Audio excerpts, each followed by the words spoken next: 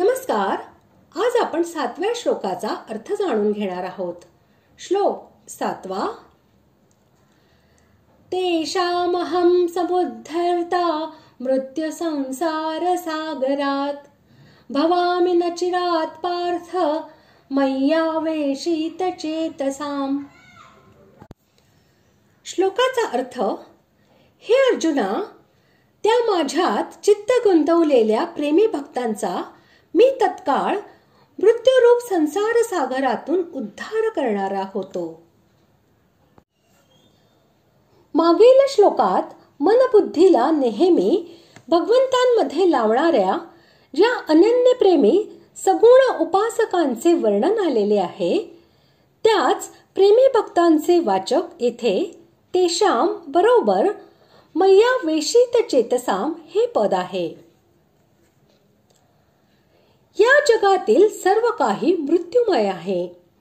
जी कधीही क्षणभर सुद्धा मृत्यूच्या आघातापासून वाचते अशी या जगामध्ये उत्पन्न होणारी एकही वस्तू नाही.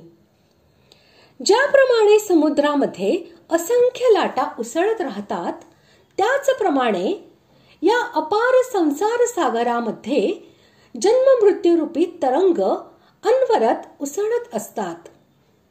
एक वेळ समुद्रातील लाटांची गणना करता येईल, परंतु जोपर्यंत परमेश्वराची प्राप्ती होत नाही, तोपर्यंत जीवाला किती वेळा जन्मावे व मरावे लागेल याची गणना करता येत नाही.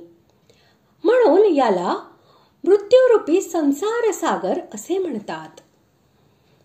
वरील प्रकारे मन बुद्धी भगवंतांमध्ये लावून जे भक्त भगवंतांची उपासना निरंतर करतात, भगवंत त्यांना तत्काळ जन्म मृत्यूपासून कायमचे मुक्त करून येथेच आपली प्राप्ती करून देतात किंवा मेल्यानंतर आपल्या परमधामात घेऊन जातात.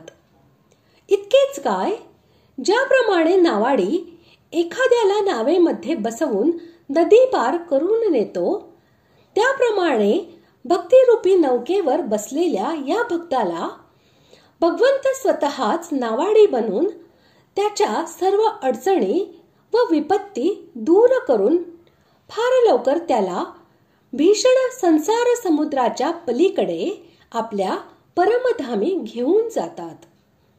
हे म्हणजेच भगवंतांनी आपण वर सांगितलेल्या भक्ताला मृत्यूरूपी संसारातून पलीकडे नेणे होय. अशा प्रकारे आज आपण 7व्या श्लोकाचा अर्थ जाणून घेतला. पुढील भागात आपण 8व्या श्लोकाचा अर्थ जाणून घेणार आहोत. धन्यवाद.